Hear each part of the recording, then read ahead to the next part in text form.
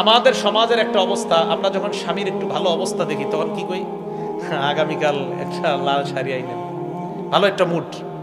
আম্মা জান আয়েশা বলেন, লাম্মা রাআইতু মিনান নবী সাল্লাল্লাহু আলাইহি ওয়াসাল্লাম তিবা নাফসিন, আমি যখন আল্লাহ নবীর ভালো অবস্থা দেখতাম, আল্লাহ নবীর মুড ভালো দেখতাম, তখন আল্লাহ নবীকে আমি একদিন বললাম, ইয়া রাসূলুল্লাহ, আমার জন্য আপনি আল্লাহর কাছে দোয়া করেন। নবীজি আল্লাহর কাছে দোয়া করলেন, আল্লাহুম্মা গফির লি আয়েশা মা তাকদ্দামা মিন যামবিহা ওয়া মা তাআখারা মা আসরাত ওয়া মা আলানাত। আল্লাহ তুমি আয়েশাকে মাফ করে দাও, আয়েশার আগের গুনাহ, পরের গুনাহ, আয়েশার গোপন গুনাহ, প্রকাশ্য গুনাহ, সব গুনাহ তুমি মাফ করে দাও। স্বামীর মুড ভালো দেখে বিবি কি চাইছে, কাপড়, কয় দোয়া করে দাও। তো নবীজি যখন এই দোয়া করছে আম্মা জানের আয়েশার জন্য, সিদ্দিকা রাদিয়াল্লাহু তাআলা আনহার জন্য, উনি এত খুশি হইছে, আম্মা জান দহিকাত, হাসছেন, হাসতে হাসতে হাত্তা সাকাতা রাসুহা ফি হিজরিহা, ওনার মাথা খুশিতে হাসতে হাসতে কোলের উপর গিয়া পড়ছে, মানে হাসতে হাসতে হাসতে হাসতে কোলের উপর পড়ে গেছে এত।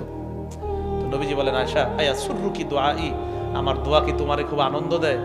আয়েশা সিদ্দিকা জবাব দেয়, মালি লা ইয়াসুররুনি দুআউক, হুজুর আমার কি হলো, আপনার দোয়া আবার কারে আনন্দ দিবে না? দুনিয়ার সবাইকে তো আপনার দোয়া আনন্দ দিবে। নবীজি যেই কথাটা বললেন, এই কথাটা প্রতিদিন মুসলমান কয়েকবার ভাববেন আর চিন্তা করবেন, নবী আমাদেরকে কত ভালোবাসে। আল্লাহ নবী বললেন, আয়েশা আমি তোমার জন্য যেই দোয়াটা করলাম, আমি বলছি আল্লাহ আয়েশার আগের গুনাহ, পরের গুনাহ, প্রকাশ্য অপ্রকাশ্য সব তুমি মাফ করে দাও। নবীজি বলেন, আয়েশা আমি যে দোয়াটা তোমার জন্য করলাম, ইন্নাহা লা দুআই লি উম্মতি ফি কুল্লি সালাহ, আমি যতবার নামাজ পড়ি, যতবার দোয়া করি, আমি অবিকল এই দোয়াটা আমার উম্মতের জন্য করি।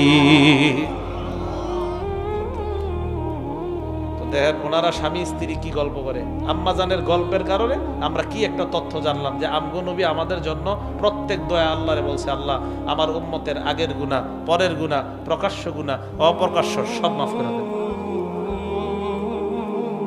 তাহলে 6 নাম্বার অধিকার স্ত্রীর সাথে ভালো ভালো গল্প করা। 7 নাম্বার স্ত্রীর অধিকার, আইয়া জানালাহা ইজাস্তাজারাতু বিল খুরুজ, স্ত্রী যদি ভালো কাজে যাওয়ার অনুমতি চায় স্বামীর কাছে, তালিমের জন্য, মাহফিলে আসার জন্য, কোনো মাদ্রাসার একটা দ্বীনি কাজে, দ্বীনি দাওয়াতে, দ্বীনি একটা তালিমে অংশগ্রহণের জন্য, কোনো অসুস্থ আত্মীয়কে দেখার জন্য, শ্বশুর বাড়ি, বাবার বাড়িতে যাওয়ার জন্য, সেক্ষেত্রে স্বামী স্ত্রীকে অনুমতি দেওয়া, এটা স্ত্রী তার কাছে পাও না কয়েকটা শর্তে। 1, রাস্তাঘাটে কোনো ফিতনার আশঙ্কা থাকা যাবে না, রাস্তা স্ত্রীর উপর কোনো খারাপ জিনিস হয়ে যেতে পারে এই আশঙ্কা থাকা যাবে না, স্ত্রীকে কয়েকটা যুবক সমস্যা করতে পারে এই আশঙ্কা থাকা যাবে না। সমস্ত আশঙ্কা মুক্ত হলে ওই রাস্তা দিয়ে দ্বীনি কাজে স্ত্রীকে যাওয়ার অনুমতি দেওয়া, এটা স্ত্রী এই হক স্বামীর কাছে পাও না।